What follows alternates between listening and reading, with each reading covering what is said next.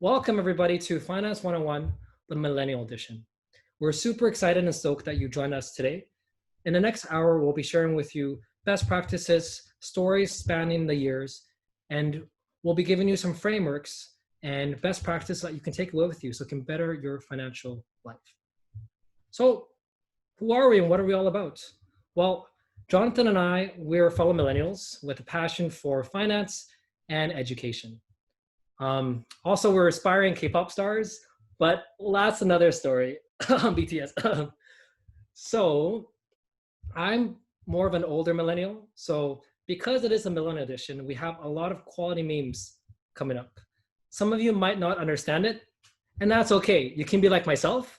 You can nod, smile, pretend you know what the memes are about, and we can move on. But Jonathan, he's of a younger millennial, so he's got all the freshest memes. So y'all are in for a treat. It's going to be a great time. It'll be a great time. Great time. Before we begin, we do want to go over some Zoom etiquette rules, please. For the sake of the presentations, we've muted everybody upon entry. If you can please keep yourself muted, that would be fantastic. If you do have any questions, please feel free to type it in the chat. And our lovely helper, Serena, will be helping to moderate some of the questions, to consolidate them. And we'll be having a Q&A question at the end of the period where we'll address some of those questions. If you have any questions or comments or need any help throughout, feel free to hit the raise a hand. There's a button somewhere you can raise your hand, or you can directly message Serena and she'll be able to help you out. And please just remind everybody, let's be respectful. Everybody's come from different backgrounds, different knowledge levels. And so no question is a dumb question. So feel free to ask whatever it is, and we'll do our best to move it along. So I see a few people are just trickling in. Welcome once again to Finance 101 Millennial Edition, where we'll be talking about quality memes and content. So without further ado, let's get it. What will we be learning today? Well, here are the main categories. The first one, we want to start with the end in mind. We'll be talking about what does it mean to set and define goals, how to break them down, and why that's important. We'll be talking about cash flow planning, budgeting, tracking, where we'll be sharing you some of our tips and tricks on how you can level up your financial life. It's also very important to have a defensive strategy, your protection plan. What if something were to go wrong? Are you prepared? So we'll be giving you some info on that.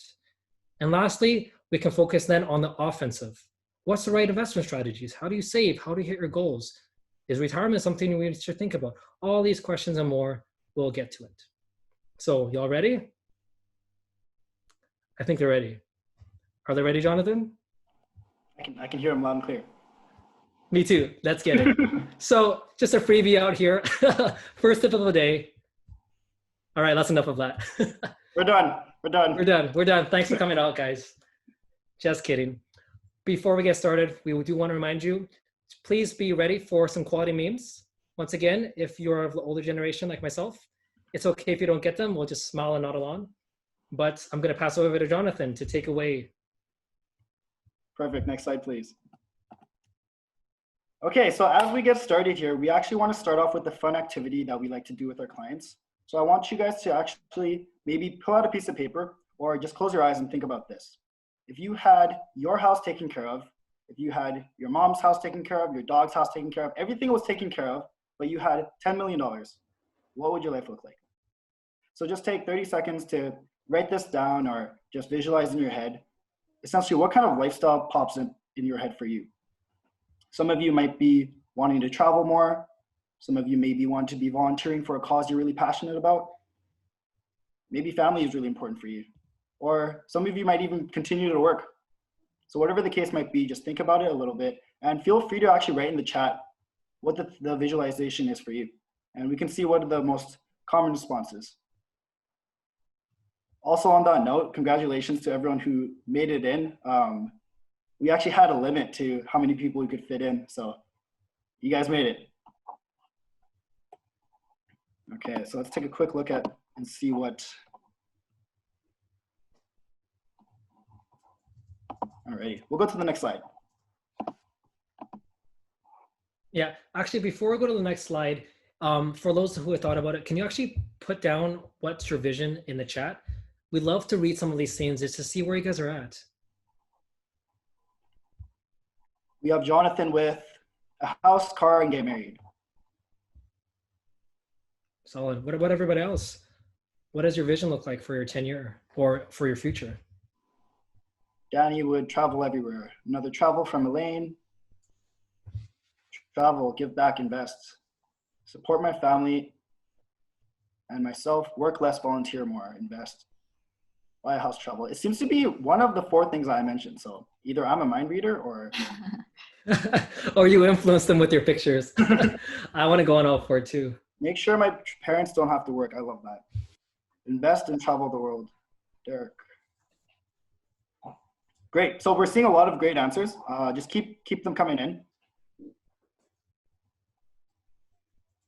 Philip. Oh, some really good answers. All right. Okay. Well, we'll let the answers keep piling in. And we'll go on to the next slide here. And so the reason why we actually asked you this is because of the importance of actually starting with the end in mind, as Enoch mentioned. So let's talk a little bit about goal setting and having a clear vision of why you're actually saving your money today. So imagine that this is your vision board of what's going to happen over the next 40 plus years, right? So if we were actually going to take you in your journey and plot these milestones out, how would it look for you? And how confident are you that you'd actually hit all these goals? Do you simply hope for them to happen? Or do you actually have some sort of action steps set up for you to actually achieve them? Right? The first step to financial planning is actually starting with the end in mind and having a clear vision of where you're going and then creating the action steps to actually get there. So two common reasons why people don't actually achieve their success is because there's no goals set in place in the first place, or they simply don't take action to get to their goals. And this actually applies to anything else in life as well. You can take exercise, for example. Let's say you want to start exercising more, but you're gonna have those days where you just don't feel like getting up in the morning, you don't feel like pushing yourself, and this might even be day 3 because you're really sore.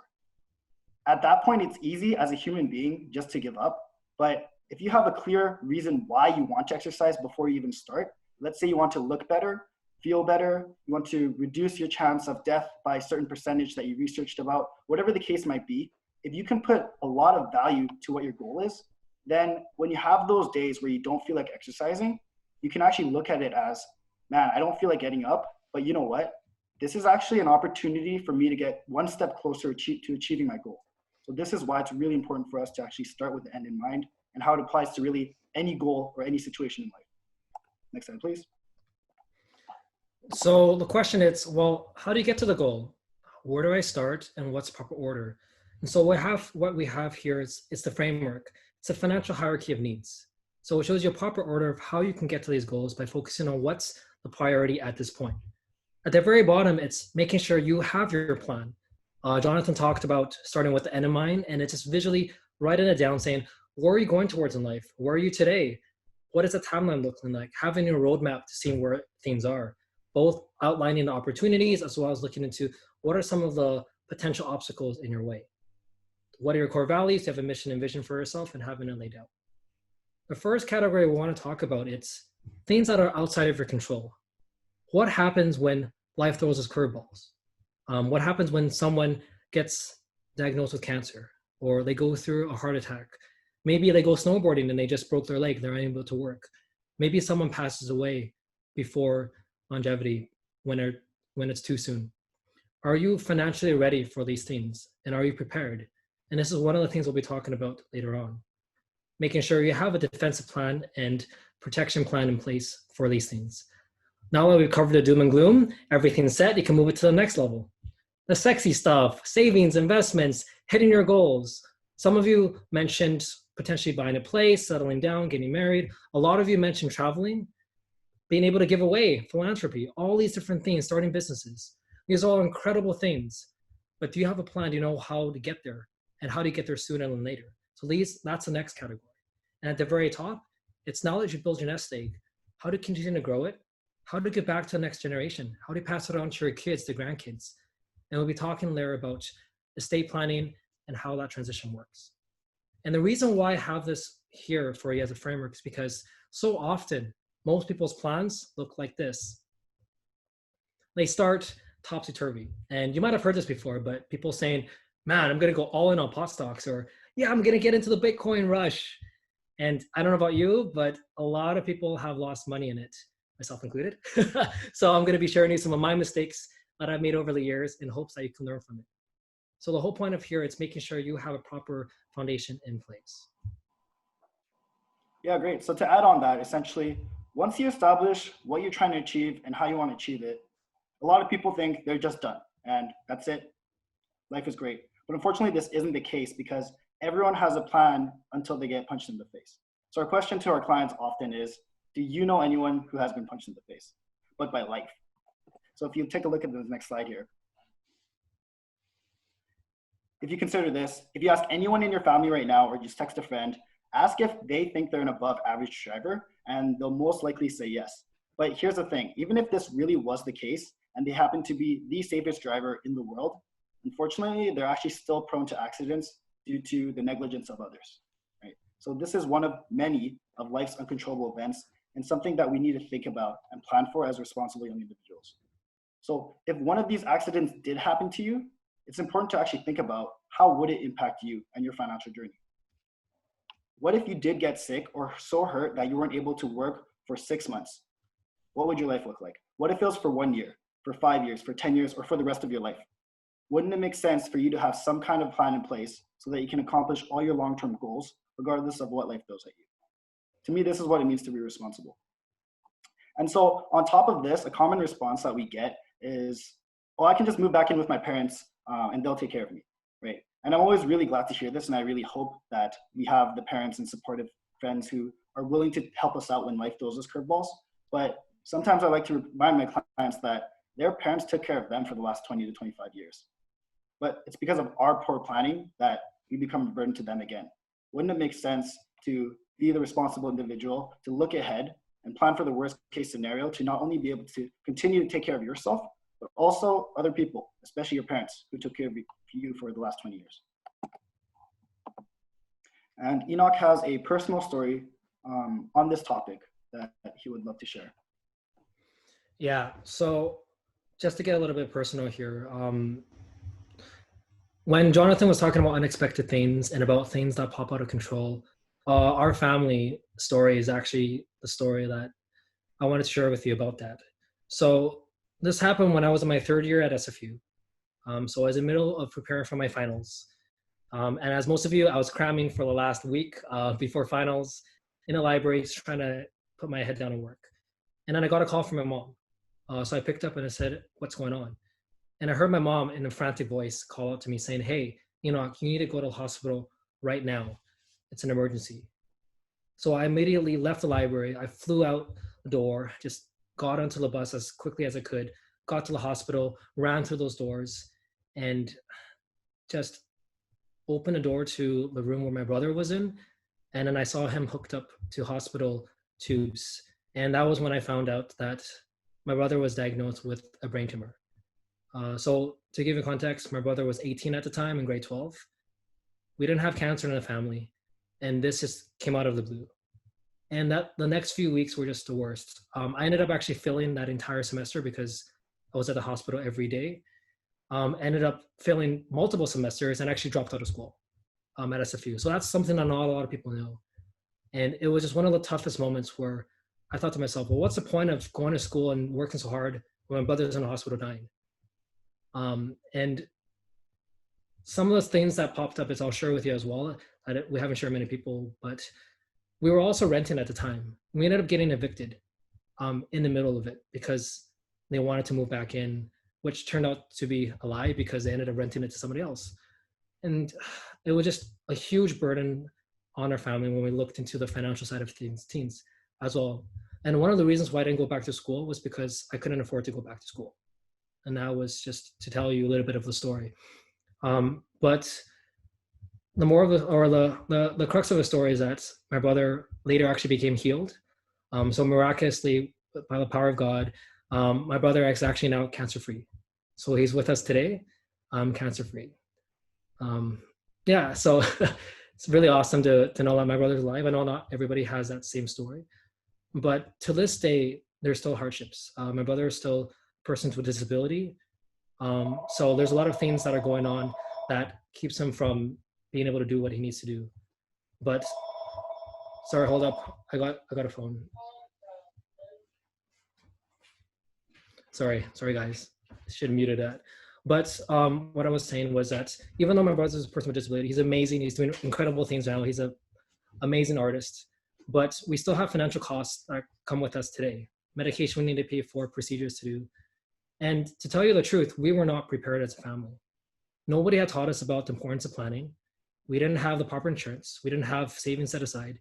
And to give you even further context, my entire family are artists, except myself. So from a creative arts family, we learned a lot. And the reason why I wanted to share the story with you was because I never want to see another family go through the same things we did, to go through the hardships.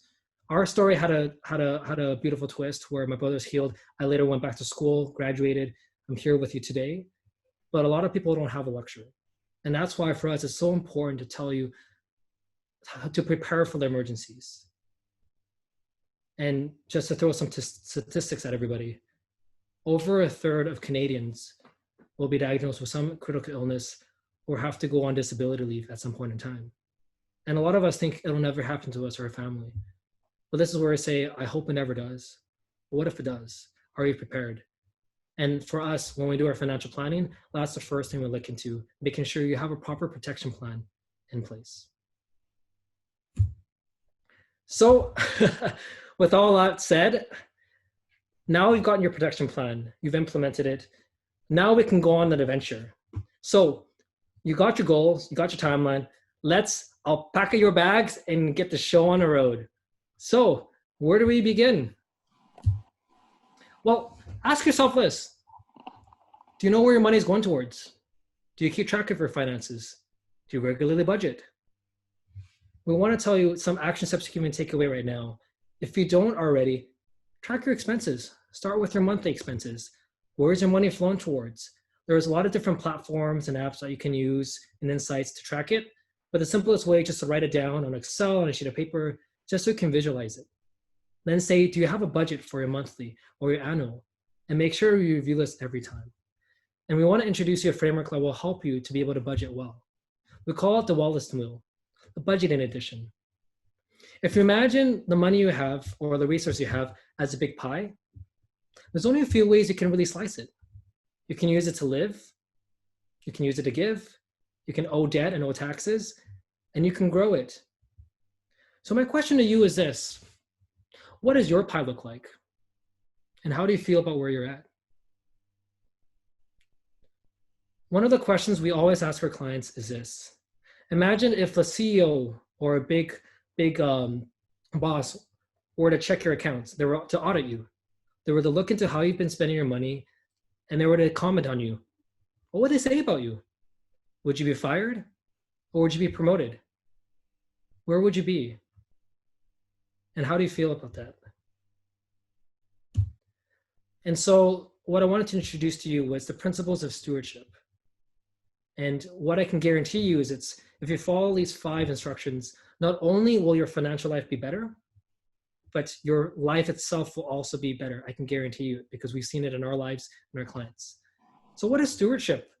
Well, it really means to be entrusted to handle the finances, the resources, to have responsibility, to have an earnest heart. And with each of these 5 points, we'll be going through it in depth about some tips and tricks that you can take away. The first important one, it's spending less than you earn, making sure you're living within your means. The second thing we want to talk about is how do you give generously, whether it's your time or resources, because giving breaks the power of money. Number 3, avoid the use of debt when you can. We understand in a city like Vancouver, there's very high costs. People need mortgages to buy a house, but debt always mortgages the future. And so that's something I'll be talking about later on. Number 4, setting up your emergency fund, making sure you have your lifeline set aside if anything were to happen. And the last part is, we already talked about this, making sure you set long-term goals so that you always know what you're working towards and you have a benchmark that you can work towards. Over to you, Jonathan. Yeah, absolutely. So when it comes to paying yourself first, essentially this just has to do with habits. So picture this little fun case study. You have person A and person B, and they both make the same amount of income, but how they spend their money is a little bit different. So person A, as soon as their paycheck comes in, they'll spend first. They'll pay their phone bill, rent, groceries, whatever you have it.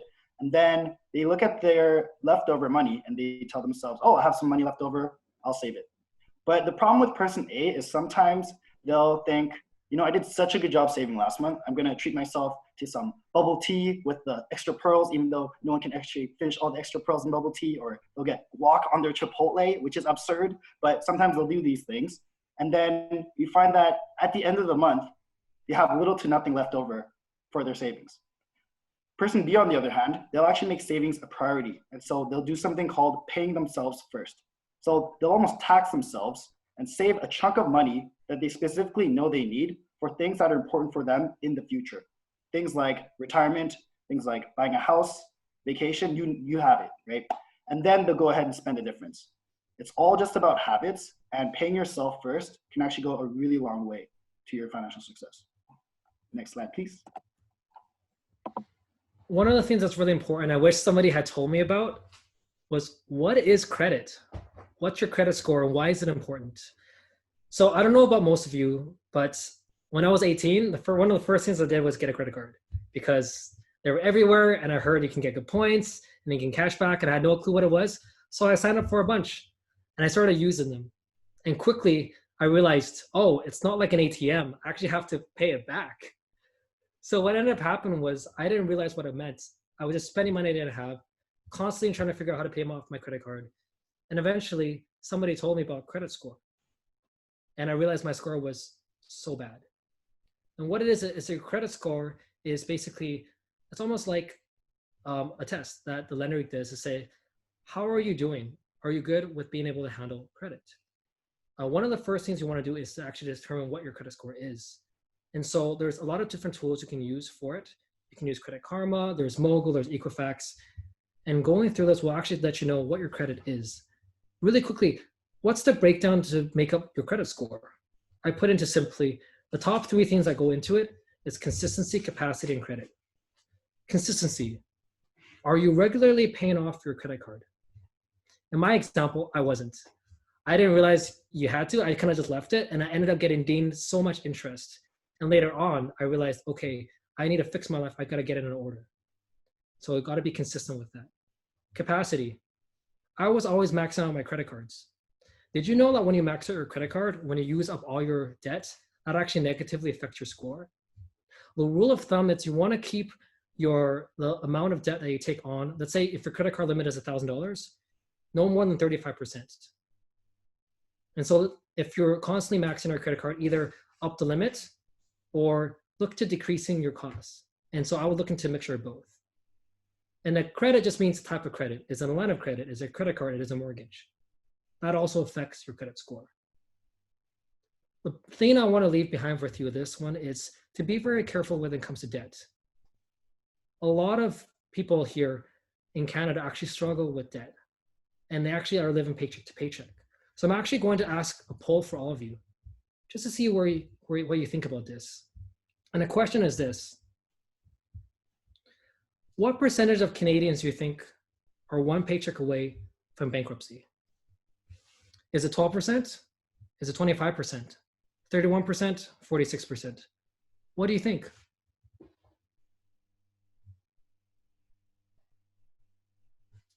I'll give you a few more minutes to add it in, but I do see the answers coming in. That's fantastic. Thanks for answering. 5 more seconds. 5, 4, 3, 2, 1.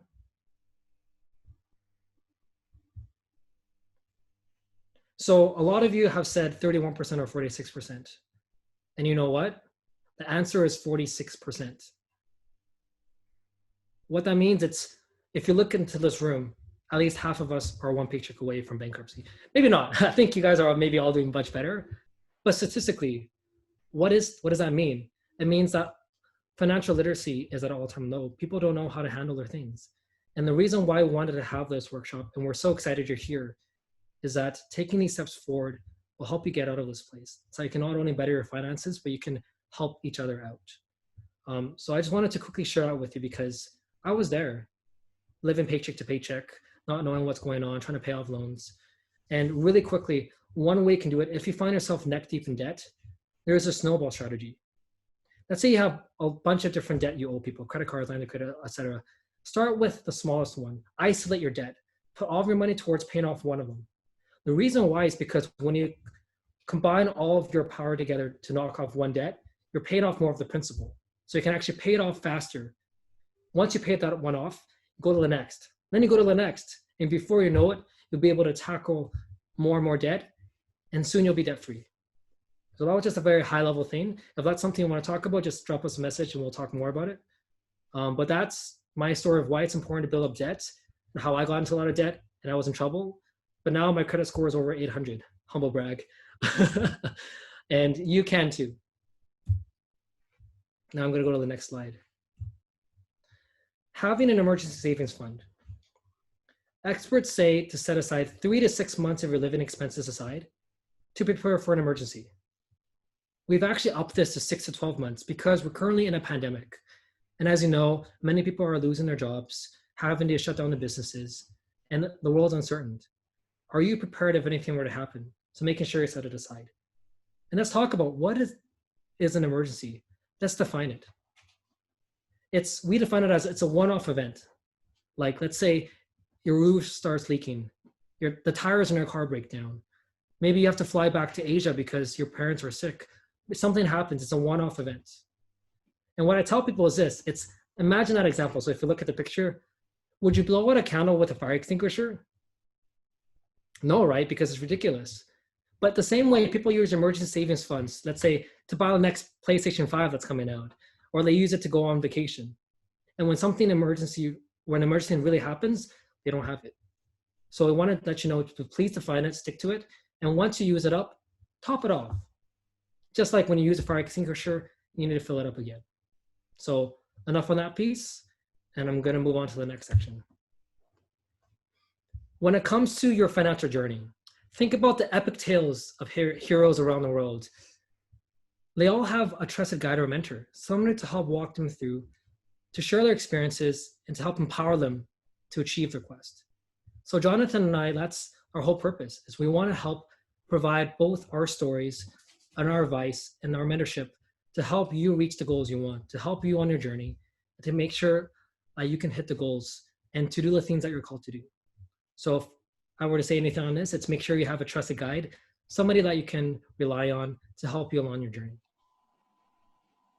And now, the moment you've been waiting for. Boom. If you don't know what this is, don't worry, you're part of my generation, so I'm going to leave it to Jonathan and all the people that understand this.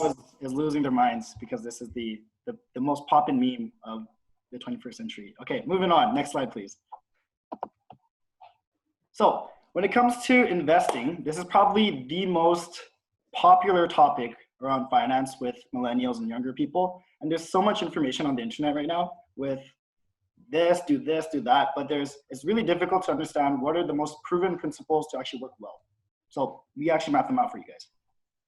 First and foremost, if you look at the top of this circle, it says, what is your why? So like we talked about before with regards to any kind of goal planning, you need to first establish your why, right? You need to first understand why you're actually investing. And there's 3 main reasons if you're not able to explain this yourself. Number 1 is the stonks. Number 2, inflation. And we're going to be going into this a little bit, but essentially with inflation, the $100 you have in your bank right now, it's not going to be worth $100 next year. And we're going to be talking about this a little bit more as well. And number 3, the opportunity to compound your money. And again, we're going to be talking about that later on as well. The next tip is tortoise and the hare. We all know this story. It's a classic story.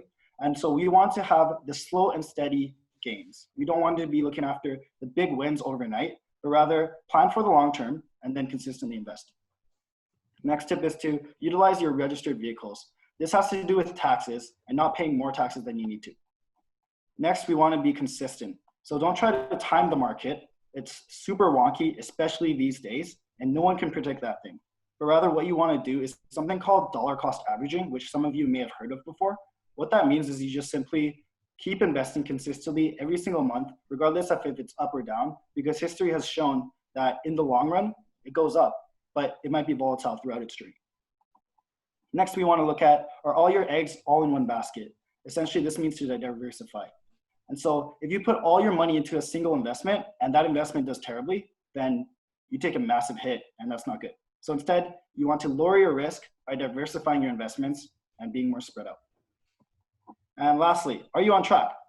So you should have a good understanding of what your money is doing. You worked really hard for this. So understand, is it doing what it's supposed to be doing? Is it still helping you achieve your goals? Have your goals have changed, right? Maybe you wanted to become an accountant one year and then you saw Blackpink's come back and you were like, whoa, I got to fly out to Korea. I don't know what it is, but everyone has changes in their life.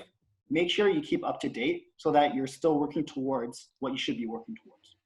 Next slide, please. Now let's talk about compounding, like I mentioned earlier. So imagine on the top, we have Jeff. And let's say he just graduated SFU and he puts in $1,000 per year for 10 years only. And then he never puts another dollar into his investments. So he just invests until age 34. And on the bottom, we have Joe, who decides to wait 10 years after Jeff stops. Then he starts investing at age 35. So let's assume he continues to invest until retirement. So that's going to be 30 years. If you look at the end there, even though our top person, Jeff, put in only 10,000 compared to the bottom person, Joe's 30,000, he actually still has more money. And that's the power of compounding and the importance of starting as early as you can. Next slide, please. And let's talk about tax. One of the scariest, most confusing things that isn't taught in Planning 10, even though it definitely should be. But essentially what we're going to be talking about here is how to avoid taxes legally. So when it comes to investing, you have essentially two types of environments to invest in. You have a tax-sheltered one and a non-tax sheltered one. And this illustration just shows how big of a difference the type of account you use will make in the long run if you decide to utilize them correctly. So if you look at this illustration here, in the first few years, it's not too big of a difference, but as your money compounds and grows, because you're not paying the tax, the additional tax, at the end of the 40 years, it's close to $1 million compared to the bottom one, which is close to 250,000. And next slide, please. All right, so Jonathan was just talking about tax sheltered investments and non-tax sheltered investments. What does these even mean? So let's think about it in terms of buckets. How many of you guys have bank accounts, like a checking account or a savings account? Okay, I'm assuming most of you do. So think about it as your savings account or checking account, it's a bucket, right? And what do you do inside of these buckets? Well, you can put things inside of it. You can put cash, stocks, mutual funds, investments, things like that. So when you look at the tax-free savings account, TFSA, and a registered retirement savings plan, RRSP, they're magical buckets because they can save you on tax. I can explain what that means. So I'm going to talk to you about three things here. First, money going into the bucket. The second, money staying in a bucket or growing in a bucket. Whoa. I know, thank you. I did a lot of work on the animation. And lastly, taking money out. So let's talk about the pros and cons for these, or what potential tax benefits do they have. Starting with the TFSA. When you put money into the TFSA bucket, there's really no difference. You're using money that's already been taxed, so you're after tax dollars, so you don't get any tax benefits from it. However, the key here is inside of this bucket, whatever investments you have, you hold it in, or whatever return you get, it's tax-free. So instead of having to pay tax on your growth, inside of it, it gets to grow tax-free and it can compound exponentially. When you take it out, it's also tax-free withdrawals. So you're able to take this money out without having to pay tax. The RRSP works the opposite. When you put your money into it, you actually get something that's called a tax deduction. So here's an example.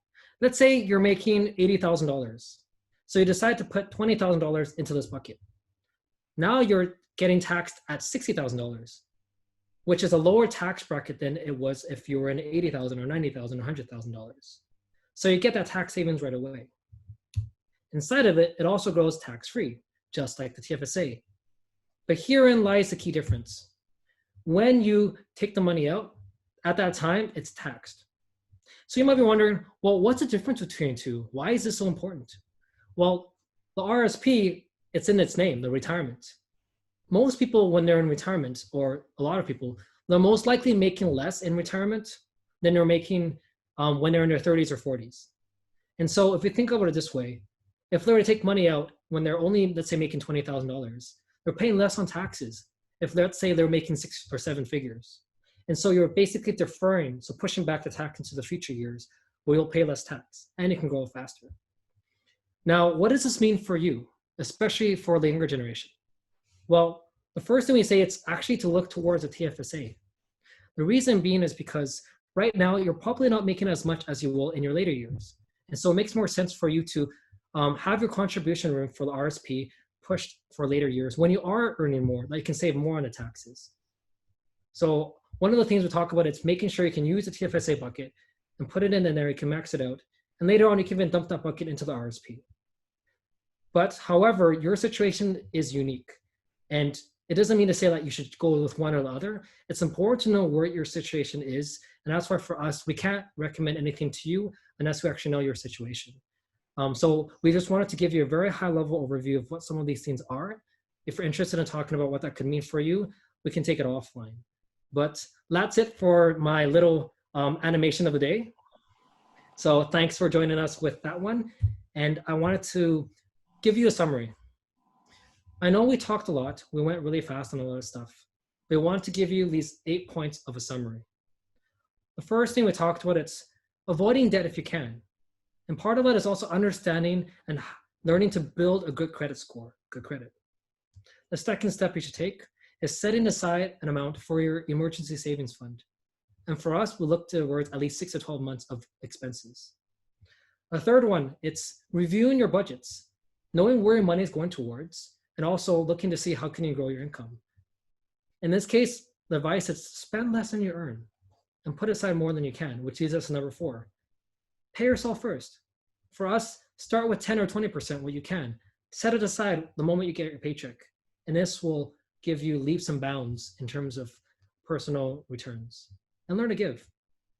Number 5, we talked about protection plan, making sure you have proper insurance in place if anything were to happen. Number 6, utilizing these tax sheltered investments and having a good strategy that's unique and tailored to yourself. Number 7, we started right off with this. Have the end in mind. Know what your long-term goals are, or at least start thinking about it so that you can plot and map and have a roadmap into where you want to go.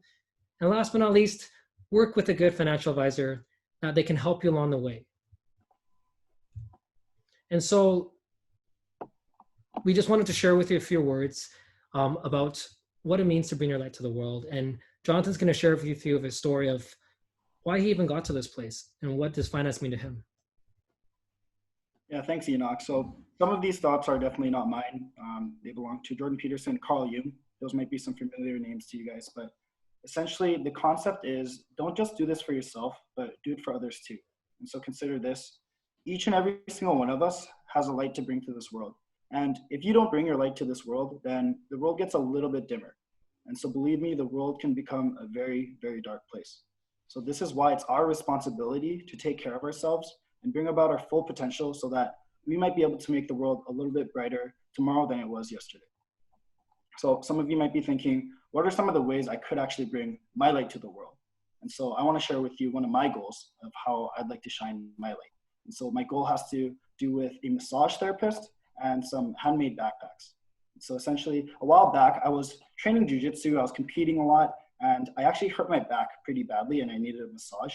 So I went to the closest massage therapist, and when I went in, the guy had a lot of really interesting backpacks and necklaces all over his office. And so I thought that was really interesting, but we had a nice conversation. He started giving me a massage, and essentially he just kept asking me about me. And I don't know about you guys, but I love talking about myself. So I decided subconsciously, oh, I really like this guy, right? And so I decided I'll be polite and I should ask about him as well. And so I asked, what's with all the backpacks and the necklaces? What's with all this? It's really interesting, the type of office you have here. And he told me, oh, I fundraise for charity by getting these backpacks and selling them for a cause halfway across the world in Southeast Asia, essentially in Laos in particular, but a few other countries as well, because of the human trafficking issues and the lack of sexual education. And so this actually turned into a 2-hour conversation of how he got so much fulfillment from giving and an altruistic lifestyle where he made someone else's life a little bit better today than it was yesterday, essentially.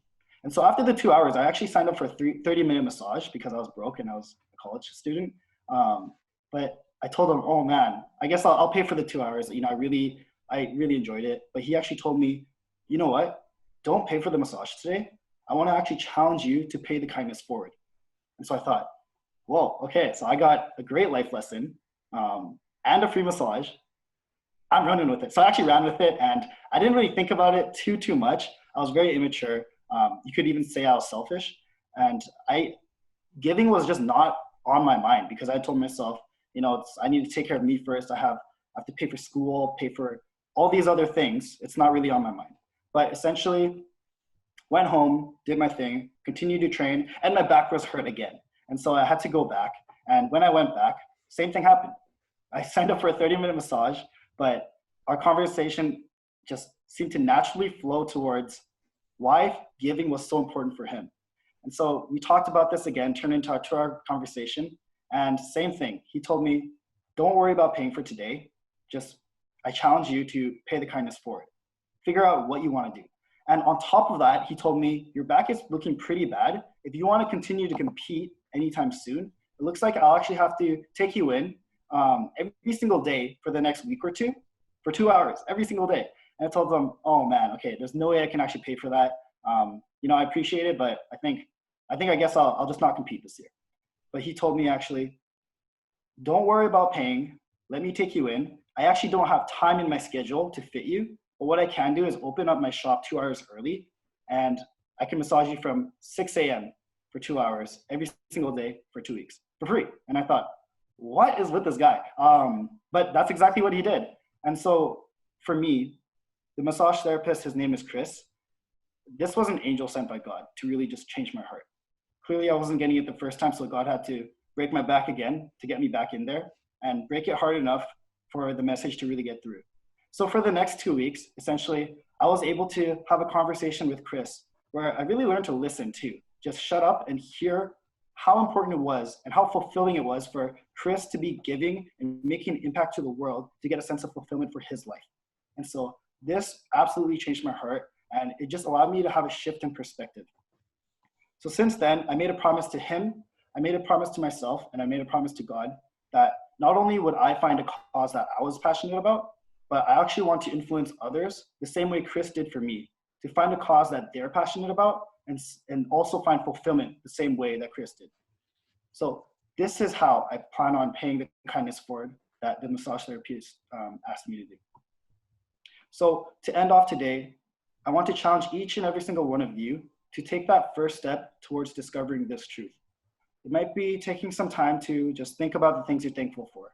Maybe for others, there's something really deep in your heart that you've been wanting to support for a really long time. Whatever the case might be, just take that first step today, and together we can bring our light to the world. Thank you. Yeah, thanks, Jonathan. And to be honest, the reason why we're here is because somebody has helped us in our time of need. We shared with you a little bit about some of the struggles we've had over the years. We have so many other stories to share, but time is limited. So we just wanted to share with you a few. But honestly, no matter what you're going through, whether in the ups of life or the downs, we're not alone, and together we can make it. So that's just our positive message of the day. Yay, positivity. Woohoo! Oh. Once again, thank you all so much for joining us today. We hope that you learned a lot about finance. You're able to walk away some frameworks, tips, and tools to put into your toolkit. And our hope is that you can better your finance life to better your personal life. And that can lead into all these things. So please reach out to us. We'd love to see how we can help you. Our email is down below. Our phone number is down below. Reach us. Just don't call us late at night because people do that and it's kind of weird, but it's cool. We'll still answer, maybe. But yes, please reach out to us. We'd love to see how we can work together. But for that, thanks for coming out to our TED Talk. Enjoy some memes and let's get to the Q&As. Alrighty, so we have lots of questions. The first one is when you take money out of the RRSP, is it taxed based on your total income in the year that it's taken out? Yep, so when you take out from an RSP, when you have an RSP withdrawal, it's the year you take out all the tax year. Not to get too into it, but there's a withholding that the banks do when you take the money out. So it's important to look into what is your marginal tax rate, as in the next dollar you earn, what's that tax rate? So there's a lot of different calculators. You can search up EY, Ernst & Young. They have a really great tax calculator, as well as an RRSP savings calculator that I can use to look into the specifics on tax rates and what's the amount you'll be getting back and on different things like that. So you can check all that up in there. Perfect. The second one is, would you recommend dropping your emergency savings in a TFSA account, or is that irrelevant? Yeah, so that's a question we get all the time. It can be in a TFSA, it can be in just a savings account or a non-reg account. So it really depends on what your situation is.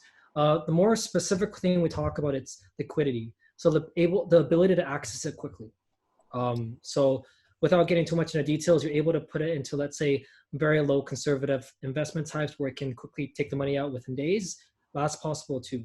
The important part is that you have the ability to access this emergency funds when you're there.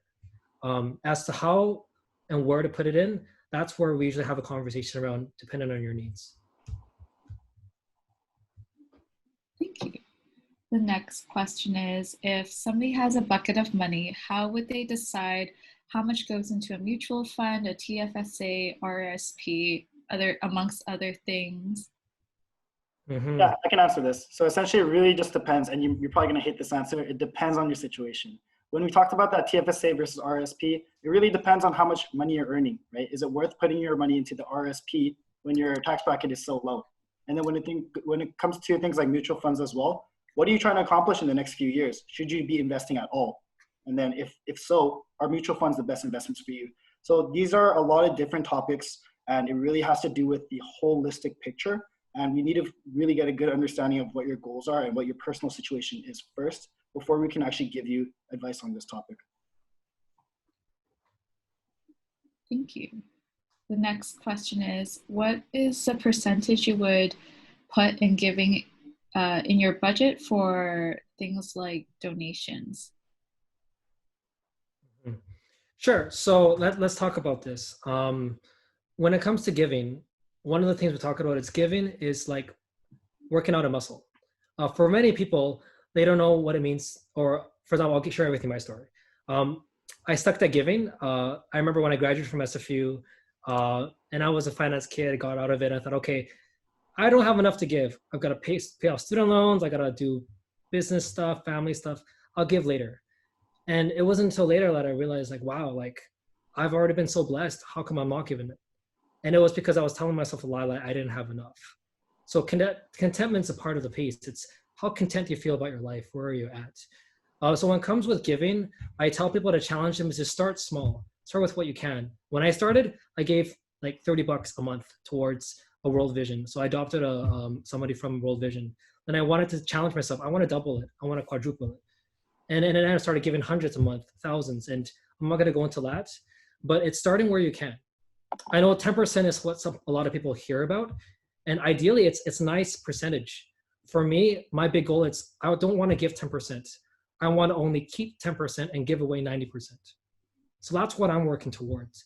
But there's a long road for me. But I know that if you can take steps towards it, you'll be able to get there. Thank you. The next question is, what are your thoughts on real estate as an investment?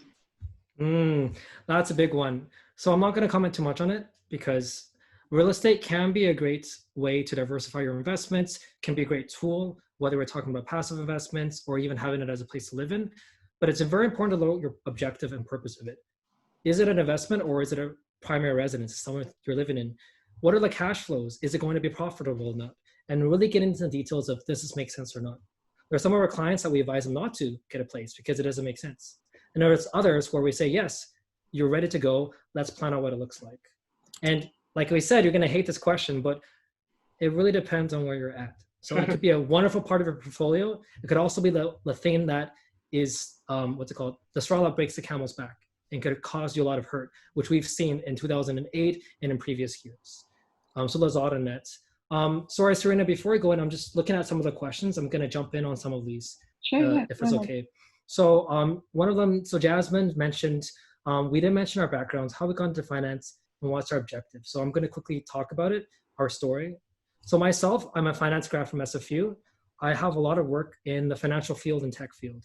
I actually switched careers 3 times. So this is why I said, if let's say you're a recent grad, or maybe you're even in your 30s and you're wondering about where you want to go in directions, I switched careers 3 times. The first one I did is go right into corporate. You know, finance grad, you're like, I'm going to make bank. I'm going to make lots of money. So I went into that. And not going to lie, I got burned so bad. I just was surrounded by people who were just all about making money. And I'm like, there must be more to life than this.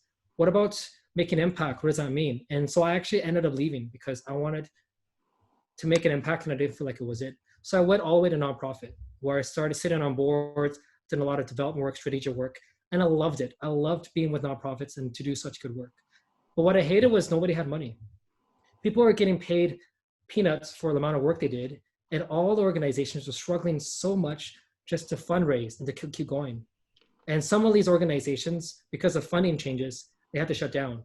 And I was part of an organization that had to shut down because of funding changes. So I thought to myself, okay, how to make as much money as I can so I can help support these people.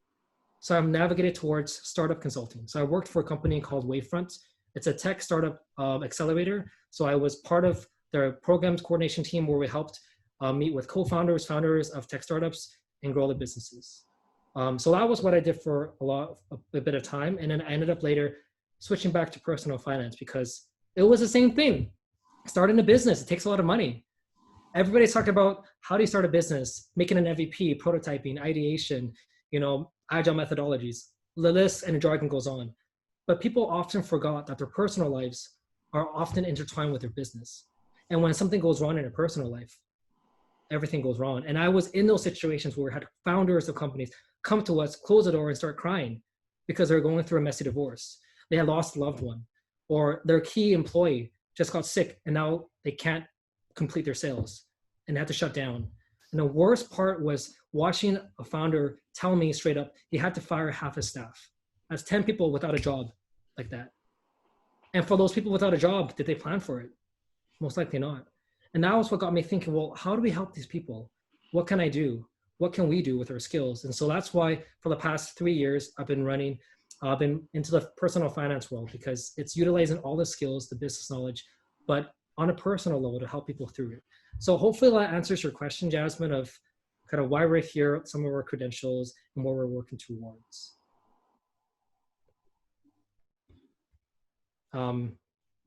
Yeah, Serena, you want to go with the next few questions? Sure, yes. Next question is RRSP only offered through an employer, or is this something as simple as going to a bank and signing up for it? Mm-hmm. Yeah, you can take that one. It's not just offered with the employer. Actually, that would be something called a group RRSP, which is often, if you have that, that's great, but you can actually have this on your own. You can go to a bank and open one up. You can sign one up with your financial advisor. Really, it's quite a flexible approach you can take to this. And again, of course, when you're going about utilizing an RRSP, make sure you fully understand how it applies to your situation and whether or not you should be utilizing other options first and foremost. Mm-hmm. Quickly jumping onto this, the reason why group RRSP can be great is if you're working right now, you might have something called a matching contribution or matching programs at work. Essentially, for every dollar you put in, your employer will match up to a certain amount. So that's a really great thing where you'll be able to, let's say, get free money, so to speak, if you have a cash loan, if it makes sense for you.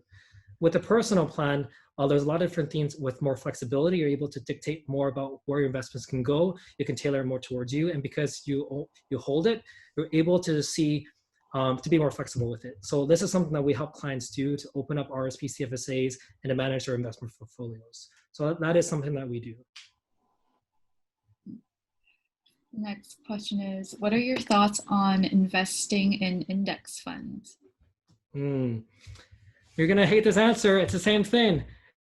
It's all part of portfolio creation.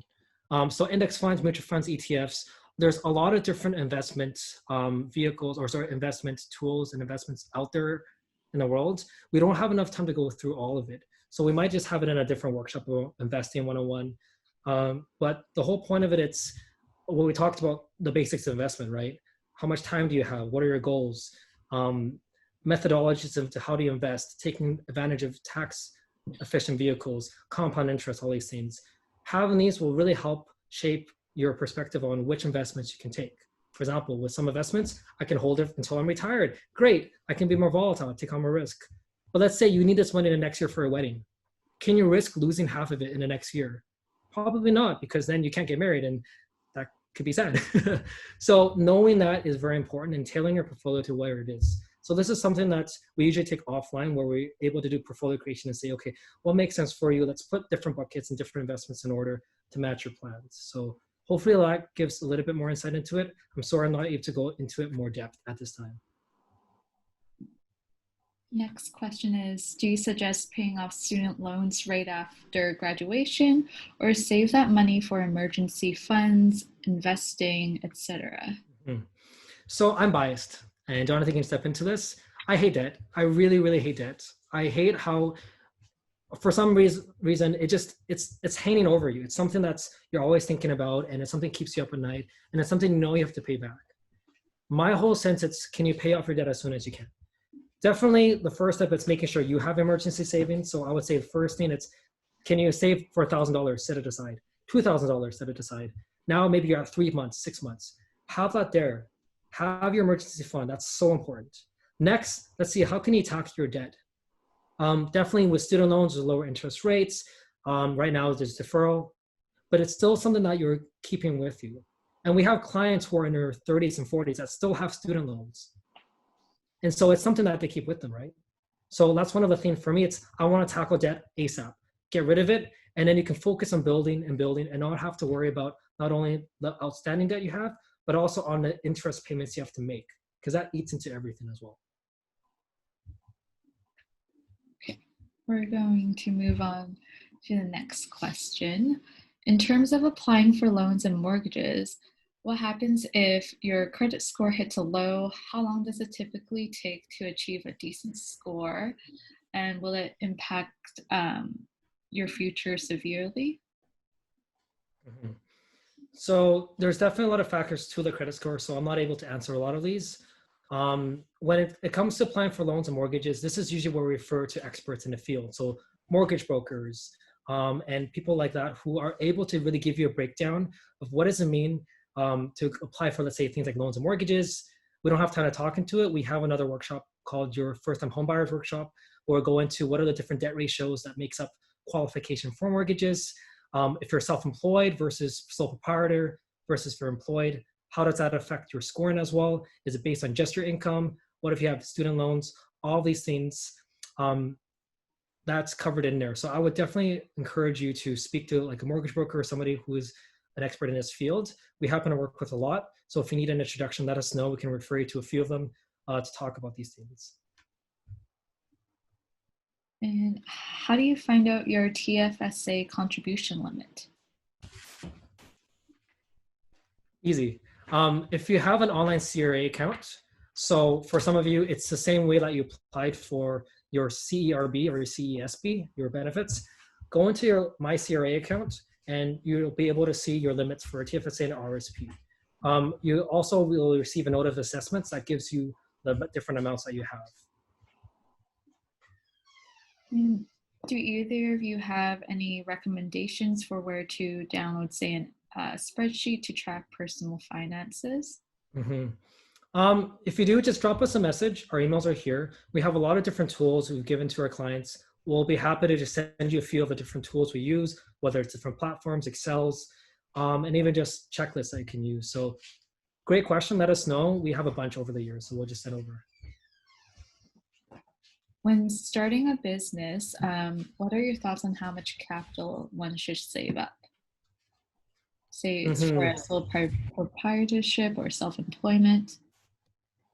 Great question. So my question to you is, how profitable is your company? Are you starting a bubble tea restaurant? Are you starting a tech company? Are you starting a manufacturing company? To really know it, and sorry, I'm not going to go too deep into it, but this is more of business 101. Do you have a defined product market fit? As in, what are you trying to sell? Is it a service or is it a product? How much capital do you need? For example, if you want to create a marketing agency, you don't really need a lot of money. You need your computer, a good internet connection, and now you're able to create websites for people. You're able to give sales for people, everything over email. Low cost, boom, high margins. If you're, let's say, creating a bubble tea restaurant, which some of my clients are, and they have some stores, it costs a lot of money. You have to pay for this rent, you have to pay for the equipment, you have to pay for employees, you have to pay for overhead, and the list goes on. So it's really important to understand your industry, your niche, what you're trying to get into, know your runway.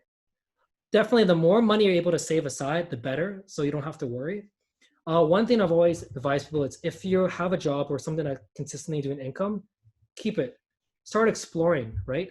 Now you have a side hustle, explore to see, can this take off? And if it does, if now you're able to make more than you were working, now you can transfer. And you don't have to worry about being in a negative hole. So I know there's a lot to be said about business planning, but most importantly, it's knowing, is the thing you're selling, are people willing to pay for it, the WTP? Is it something that people want to pay for and buy? And if they do, are you going to be profitable? So those are be some of the things I would be thinking about if you're starting a business. If you have a line of credit, would you prioritize paying off the line before starting to put money away to save? So let me see if I got the question straight. If you have a line of credits, do you pay that off first or do you save? Is that the question? Yes. Yeah. Same thing with the other one. Make sure you have your emergency savings fund. Definitely lines of credit are important to get rid of as soon as you can. Because let's say if an average line of credit, 6, 7, 8%, right? Can your investments consistently beat it out? Most likely in certain years, yes, in certain years, no. And we know that there's different use cases, right? So certain people that use different lines of credits associated with business and things like that. So I'm not going to talk too much about it. I stand with my bias of to pay off loans or pay off debt as soon as you can, have your student emergency savings fund, and to continue to save while you can. Maybe this next question could be directed to Jonathan. How do I save money when I don't even have any income? Seems impossible. Saving money when you don't have any income. Well, it actually starts first with kind of looking at where's your money going in the first place, right? So having that budget plan set in place and understanding exactly where are you paying your money. So some people might be really surprised, especially if you actually never went about checking your credit card statement. But some people might be spending $100 or plus on bubble tea every single month, and they don't realize this until they actually take a look. So that could be a really good place to start, and that could be a really great way to actually save money, rather than by getting an income, but just simply by spending less. Thank you. We have about 7 more questions. So thank you guys for with us. We'll stay behind just to answer a few more questions, but if you do need to jet off, that's all good. So if everybody's okay, let's just continue with the question. These are solid ones.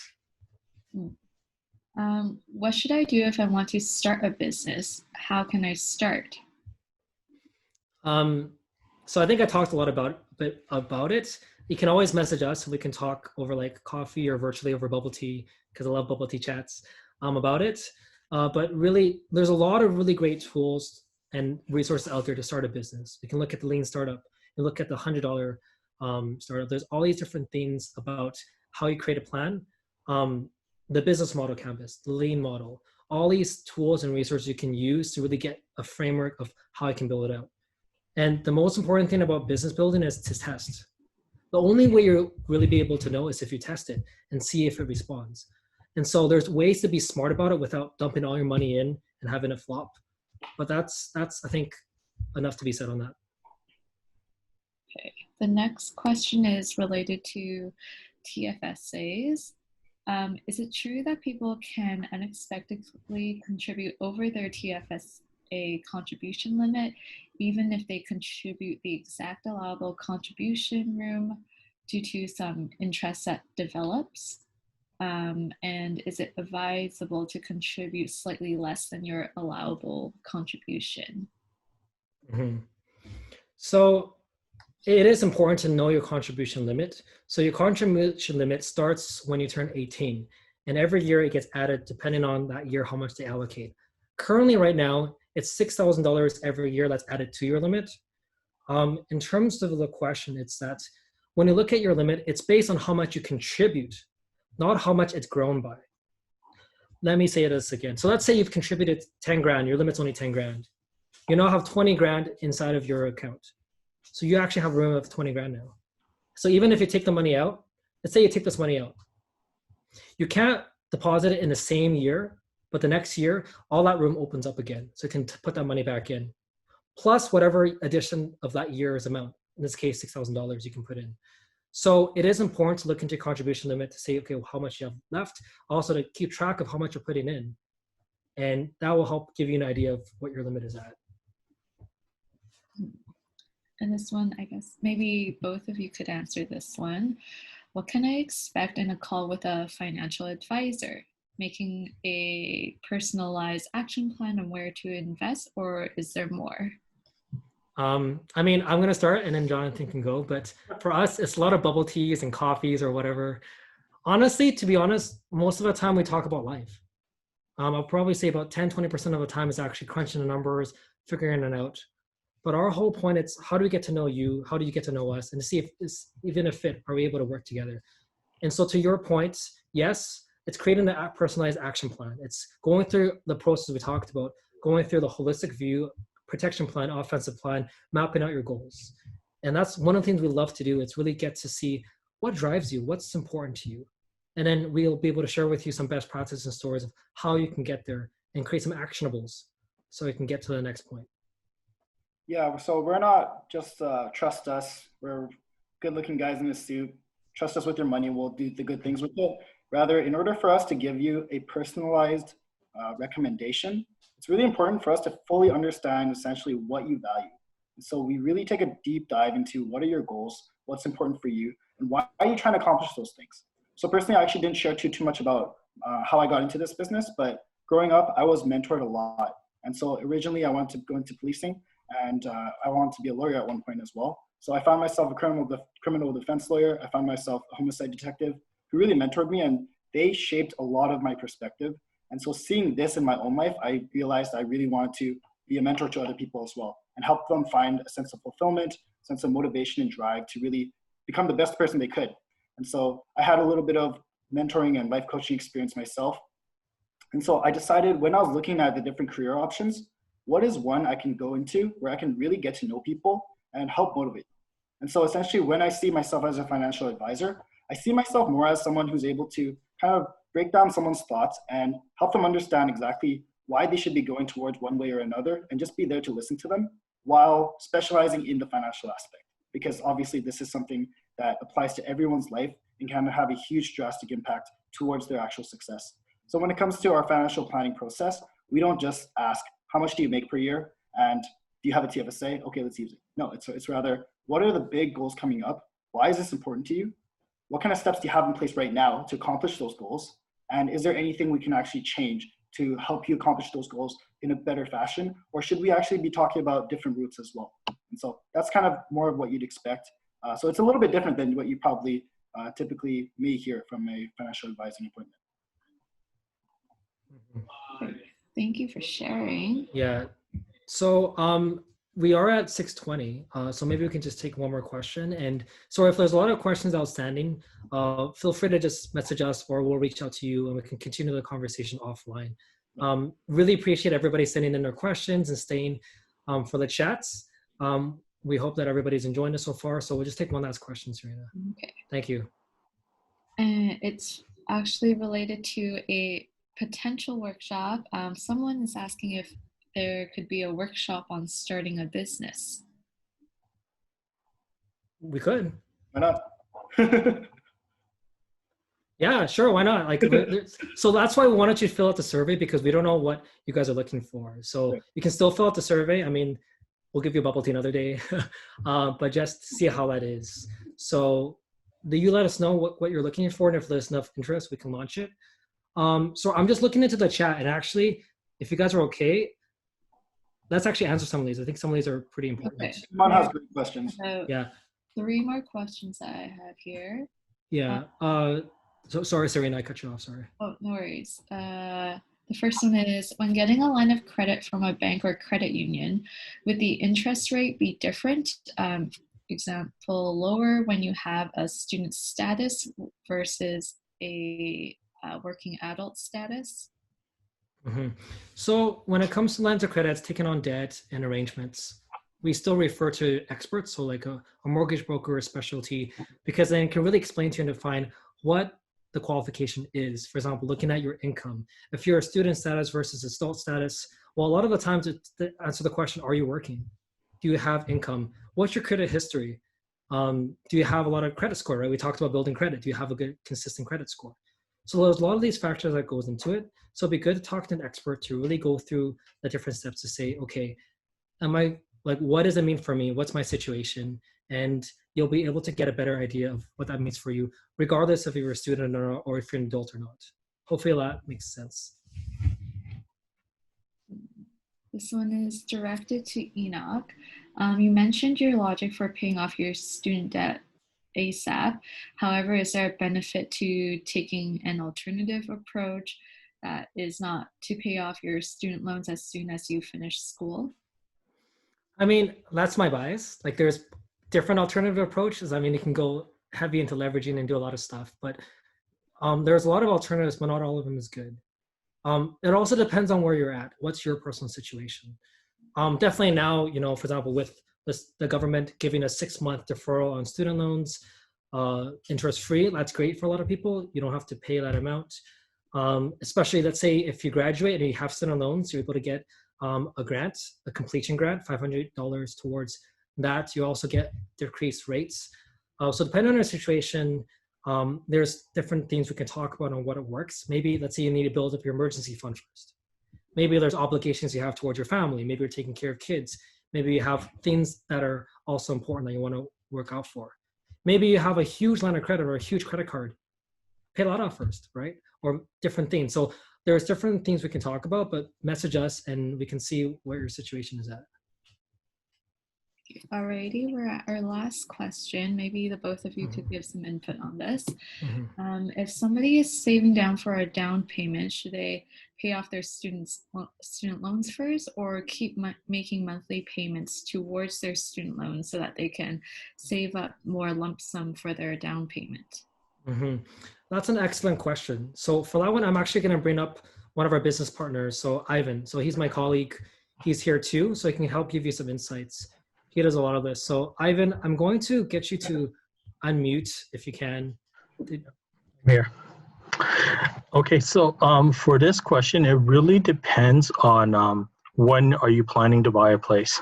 Right? If you're planning to buy a place very soon and you need more of the down payment, yes, go ahead and save for the down payment first. They will take into consideration how much debt you have left. If there is time, you kind of want to map it out where if I can actually do a little bit of both, how does that actually look like? Or if I was to tackle the debt first, how much can I actually put aside as lump sum faster towards my down payment, right? So the real question is, when am I going to buy this? And then they can help us map it out properly for it. Yeah, thanks, Ivan. So hopefully that answers the question. Are there any other questions outstanding? Not that I have. Does anybody else have any questions? Feel free to type them in the chat or raise your hand.